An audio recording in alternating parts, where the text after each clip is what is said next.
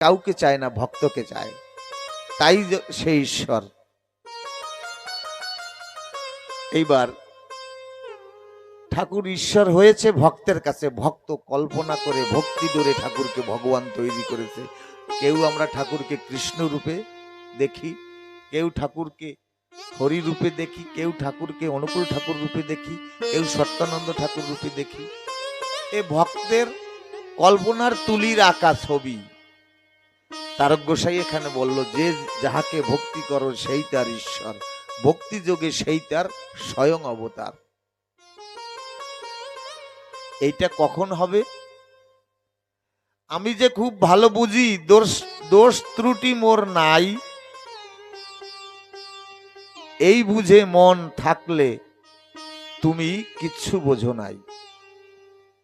আমি যে খুব ভালো বুঝি, দোষ ত্রুটি মোর নাই, এই যদি আমি বুঝি, তাহলে এই জগতের বিন্দু মাত্র তিলার্ধ আমি কিচ্ছু বুঝি নাই। এই ভুলগুলা আমাদের দ্বারা হয়, পাঠকদের দ্বারা হয়, গায়কদের দ্বারা হয়, শিল্পীবৃন্দের দ্বারা হয়। অল্প একটু শিখে, অল্প একটু বুঝে তারা অহংকারে, আভিজাত্যে তারা বশীভূত হয়ে যায়। যশ মান প্রতিষ্ঠা সুকারের বিষ্ঠা গায়ে মাখিয়ে তারা কুআচরণ করে জগৎজীবের সঙ্গে। তাই বিরাট বিশ্বে কীটস্য কীট কিবা আমি পারি, এই বিরাট বিশ্বে কীটস্য কীট আমি কিবা জানি পারি, এই ভাবনা থাকলে তোমার ওজন হবে ভারী। সকল ভক্তিমতী মায়ের চরণে আমার এই বিনীত নিবেদন, ভক্তিবান পিতাদের চরণে এই নিবেদন। আমি তদ্রূপ কীটস্য কীট কৃমি, আমার মধ্যে প্রেম শূন্য, জ্ঞান ভক্তি কিচ্ছু নাই। তাই সকলের কাছে আমি বিন্দু বিন্দু আশীর্বাদ চাই, আমার মধ্যে যেন এই অহংকার কখনো না জন্মায় যে আমি কিছু পারি। এইভাবে যদি ভক্ত ঠাকুরের দরজায় গিয়ে দাঁড়াতে পারে,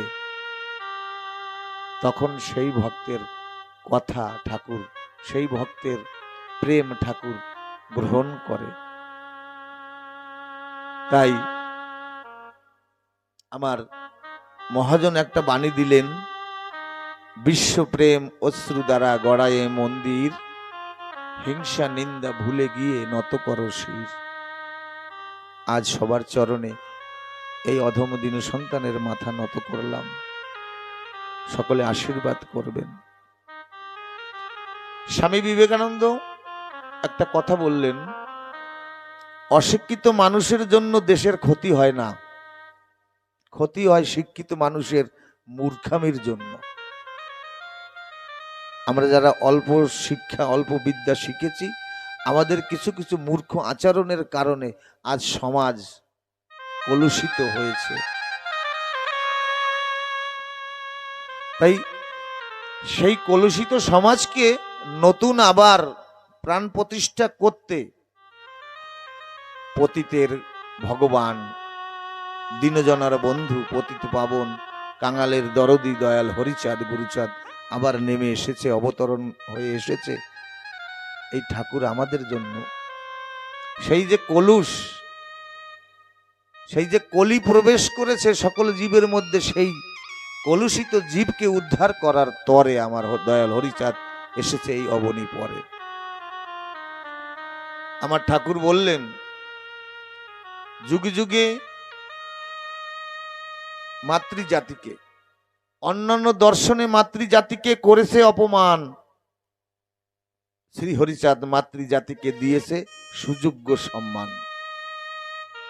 ভালো করে লক্ষ্য করে দেখুন আপনারা, সারি যুগের শাস্ত্র গ্রন্থ দর্শন করুন, কোন যুগে নারীর কল্যাণ বা নারীর স্বাধীনতা ছিল না। রাবণ কেন নিধন হলো? নারীকে অবজ্ঞা করার কারণে। দুর্যোধন কেন সবংশে নিপাত হলো? নারীকে অশ্রদ্ধা করার কারণে। নারীকে, তাই ঠাকুর আমার দ্বাদশ আজ্ঞার মধ্যে একটা আজ্ঞা দিল, নারী মাতৃজাতিকে, সকল নারী জাতিকে মাতৃজ্ঞান করিবে। কোন যুগে এই কথাটা কোনো ভগবান বলেনি। হরিচাঁদ ঠাকুর বলেছে সকল নারী জাতিকে মাতৃ জ্ঞান করিবে। কেমন? যখন রাম রাবণের যুদ্ধে রাবণের যখন ধ্বংস হয়, আমরা একটু অনেক দূরের থেকে হয়ে আসি, কারণ যদি কোনো কথার রেফারেন্স না দেওয়া হয় তাহলে মিলনটা সঠিকভাবে হয় না, বুঝতে কষ্ট হয়। তাই আমরা একটু উপরের যুগ থেকে ঘুরে আসি। রাম রাবণের যুদ্ধে যখন রাবণ ধ্বংস হলো, তখন রাবণ ধরণী মন্দাদরী মনে মনে ভাবে আমার স্বামী শশাগরা পৃথিবীর সব থেকে বিশ্ববিজয়ী বীর ছিলেন। আমরা শনিদেবকে খুব ভয় করি, এমনকি ঘরেও পূজা দেই না, বাহারে পূজা দিই, বাইরে পূজা দেই। শনি পূজার প্রসাদ ঘরেও নিয়ে যাই না, মুখ ধুয়ে ঘরে যাই। কেমন ভগবান! সেই শনিদেব রাবণের কথায় ওঠা বসা করত, ওই বাড়ির ঘাস কাটতো লঙ্কার। শিবকে ভোলানাথ বলি আমরা, অল্পতে তুষ্টি বলি, তুষ্ট, তাই আশুতোষ তার নাম। সেই শিবকে কৈলাস থেকে ঘাড় ধাক্কা করে দিয়ে নিয়ে আসতো লঙ্কায় রাবণ। শিব বলতো আমাকে সকল জীব অল্পেতে পায় আর তুই আমাকে ধাক্কা দিয়ে নিয়ে যাচ্ছিস। কিন্তু ও বরপ্রাপ্ত ছিল রাবণ, তাই শিবকে ধাক্কা দিয়ে নিয়ে আসতো। বলে কেন নিয়ে যাচ্ছিস? বলে তোমাকে পূজা করব। এত অহংকার ছিল। সেই বীরকে মেরেছে সে কোন মহাবীর? এই মন্দাদরী মনে মনে ভাবলো আমি তাহলে সেই যুদ্ধ প্রাঙ্গণে গিয়ে দেখব আমার স্বামীকে, যে স্বামীকে ব্রহ্মা বিষ্ণু জগতের কোনো শক্তি ধ্বংস করতে পারে না, তাকে মারলো এমন কোন মহাবীর। রাম ওই সকলকে নিধন করে একটা পাষাণের উপরে, একটা পাথরের উপরে দাঁড়িয়ে বসে আছে, চিন্তা করছে পুরুষোত্তম কিনা, জীবের দুর্দশার কথা চিন্তা করছে। তো এদের তো আমি নিধন করে এদের উদ্ধার করলাম, কিন্তু জগতে যে আরো মানুষ রয়েছে কলির কবলে পড়ে, তাদের কেমন করে উদ্ধার করব? তাই ভাবছে একা একা। বেলা পশ্চিমে ঢলে পড়েছে, ওদিক থেকে মন্দাদরী আস্তে আস্তে হেঁটে এসে রাম মর্যাদা পুরুষোত্তম বসে আছে, বেলার দিকে লক্ষ্য করে পিছনে মন্দাদরী আসলে ওই মন্দাদরীর দেহের যে ছায়াটা ওই রামের সম্মুখে এসে পড়েছে। রাম বিষণ্ণ বদনে মাথা নিচু করে ওই নারী ছায়াটা দর্শন করেছে। যখন দেখলো ওই নারীর ছায়াটা রামের চরণের উপরে আসবে, ঠিক সেই সময় রাম ওই পাথর থেকে উঠে পিছনে সরে গেছে। পিছনে সরে গিয়ে তখন মাথা উঁচু করে দেখে একজন নারী হেঁটে আসছে। রাম হাত জোর করে বলছে, মা ক্ষমা করো আমাকে, তোমার দেহের ওই যে ছায়াটা আমার চরণের উপর পড়েছে। তখন মন্দাদরী বুঝতে পারল কেমন শক্তিমান পুরুষ, মাতৃজাতিকে কেমন ভাবে সে শ্রদ্ধা করে। আমাকে চেনে না, আমাকে জানে না, আমার ছায়া মাত্র রামের চরণের উপরে স্পর্শ করবে মাত্র, তাই তিনি আমার কাছে ক্ষমা চাইছে। তাহলে কত সুন্দরভাবে মাতৃজাতিকে সে শ্রদ্ধা করে। তাই জগতে এই মাতৃজাতিকে যদি কেউ শ্রদ্ধা করতে পারে, তাকে যমও ঘাড় ধাক্কা দিয়ে নিয়ে যেতে পারে না। তাই যুগে যুগে, প্রতি যুগে যারা যুগ পরিচালনাকারী, গ্রন্থ রচনাকারী যারা, তারা কিন্তু এই নারী জাতিকে সবার প্রধানত করে রেখেছে।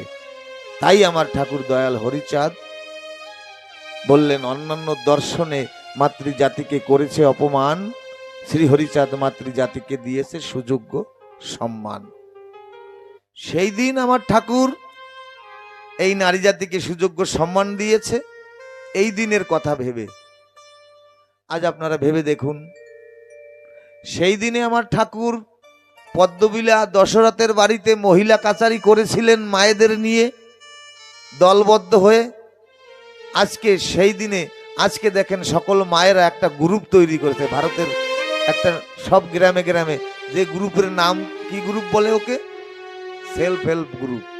সকল মায়েরা হরিচাঁদ ঠাকুর দর্শন করেছিল একদিন নারী জাতি সংখ্যা একত্রিত হবে, সবাই দলে দলে সারিবদ্ধ হবে। সেই দিন আমার ঠাকুর এই মাতৃজাতিকে সম্মান দিয়ে গেছে আজকের দিনের জন্য। আজকে ভারতের প্রধানমন্ত্রী, ভুল বলছি, আজকে ভারতের রাষ্ট্রপতি দ্রৌপদী মুর্মু, এক সময় প্রধানমন্ত্রী ছিলেন ইন্দিরা গান্ধী। নারী প্রধান করেছে ঠাকুর, গারস্থ প্রশস্ত ধর্মের প্রধান করেছে মাতৃজাতিকে। এক গাছ একটা মালা গাঁথতে হলে কয়েকটা ফুলের দরকার পড়ে,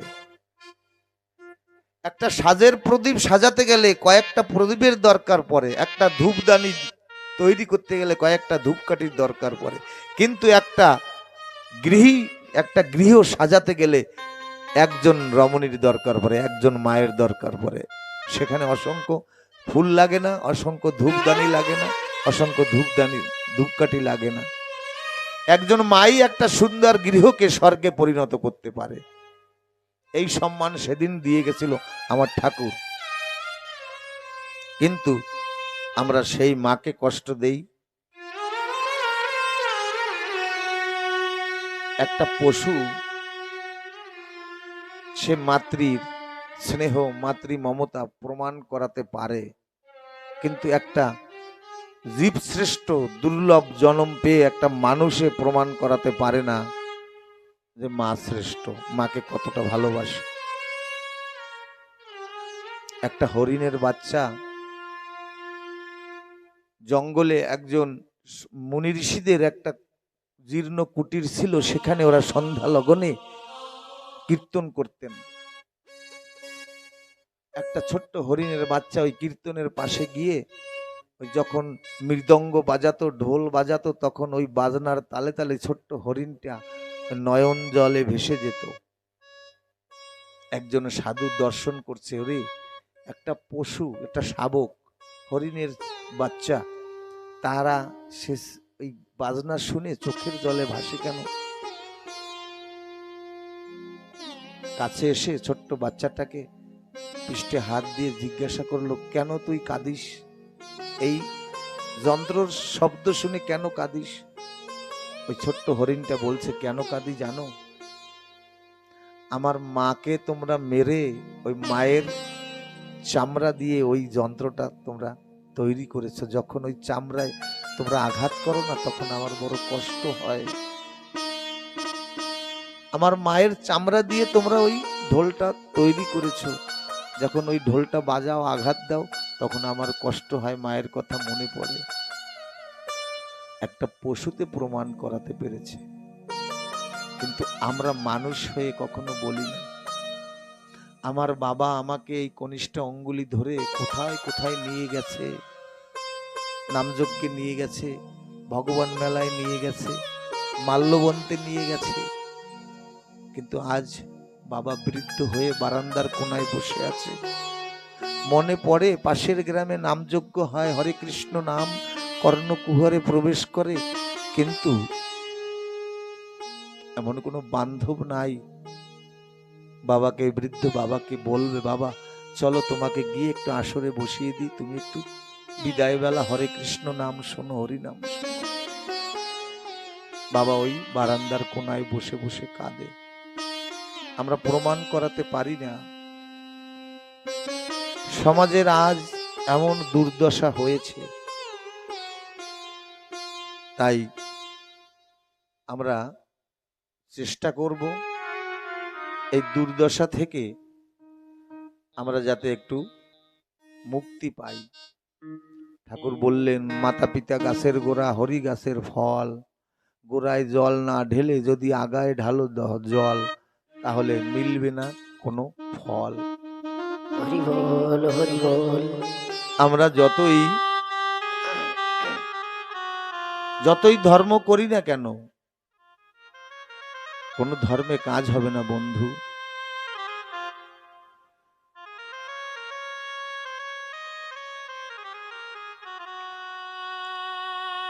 জর্জ ওয়াশিংটন, উইলিয়াম শেক্সপিয়ার, তাদের উক্তি মায়ের প্রতি।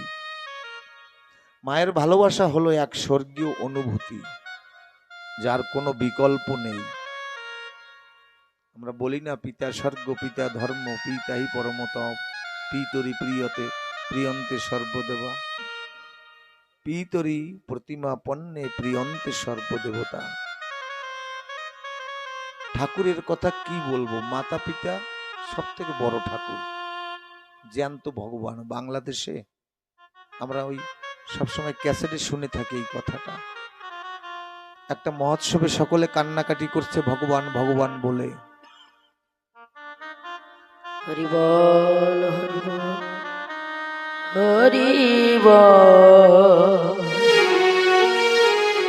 হরি বল হরি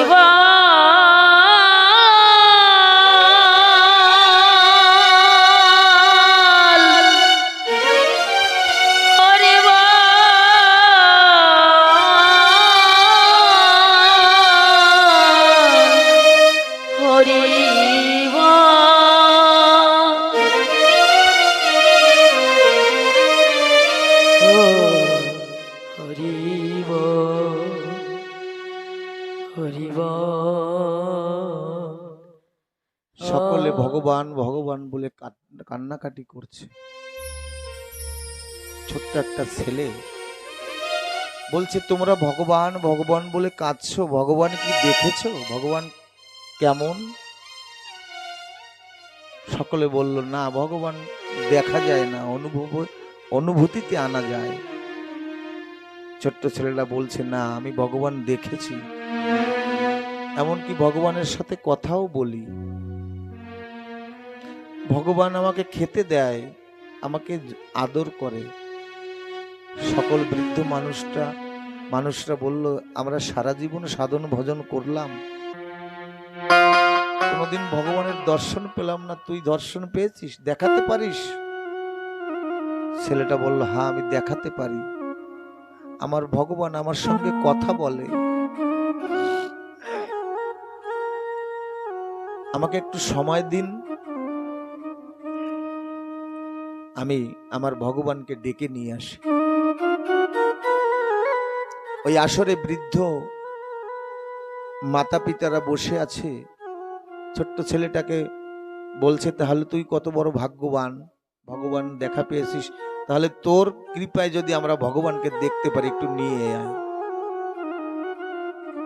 হরি বল হরি বল হরি বল।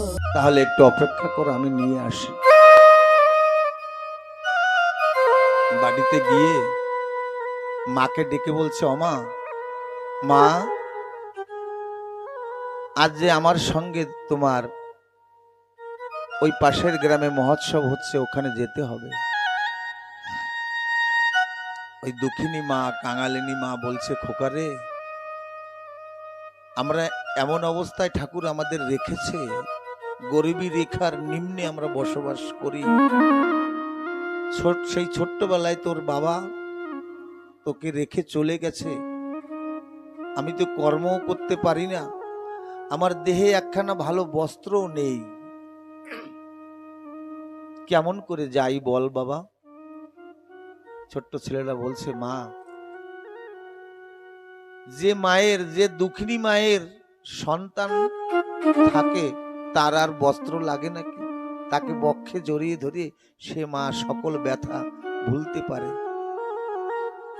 এই কথা বলার পরে ওই মা ছিন্ন বস্ত্রা ওই যেমন তেমন ভাবে শরীরটাকে ঢেকে পাশের গ্রামে গেছে মহোৎসবে। গিয়ে যখন আসরে দাঁড়ালেন, বলছে, ওগো তোমরা দেখো, এই হলো আমার ভগবান। মন্দিরে গিয়ে যদি 1000 বার কোটি বার ঠাকুরকে বলি, ঠাকুর আমার ক্ষুধা নিবারণ করো, কোন ঠাকুর আমার ক্ষুধা নিবারণ করবে না। কিন্তু আমার মা আমার মুখখানা দেখে ভিক্ষা করেও এনে হলেও আমাকে ক্ষুধা নিবারণ করে। হাড়িতে চাল না থাকিলে ভিক্ষা করে মায় নিজে না খেয়ে জননী সন্তানে খাওয়ায়। জানো, শীতের দিনে আমার ভগবান আমাকে শীত নিবারণ করেনি। আমি যখন ছোট্ট ছিলাম, মায়ের এক পাশে আমাকে ঘুমিয়ে রেখেছে। আমি ঘুমের ঘরে মলমূত্র ত্যাগ করেছি, মা ওই পাশ থেকে এই পাশে আমাকে রেখেছে। আমি সে জায়গাটাও নষ্ট করে দিয়েছি। মা দুই পাশে ভিজা দেখে মা আমাকে বক্ষের উপরে রেখেছে।